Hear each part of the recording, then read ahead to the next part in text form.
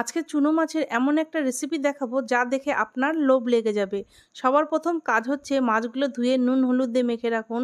এবার 3টি আলু ঠিক এইরকম ঝুরি করে কেটে একটি প্লেটে নিন। ওর মধ্যে 2টি বড় কুচানো পেঁয়াজ দিন, একটি টমেটো পিস করে রাখুন, কয়েকটি কাঁচা লঙ্কা চিড়ে দিন। এবার আদা রসুনের পেস্ট ঢেলে পরিমাণ মতো নুন হলুদ জিরের গুঁড়ো আর লঙ্কার গুঁড়ো দিয়ে চুনো মাছ ঢেলে সবগুলো খুব ভালো করে মেখে নিলেই 60% রান্না কমপ্লিট।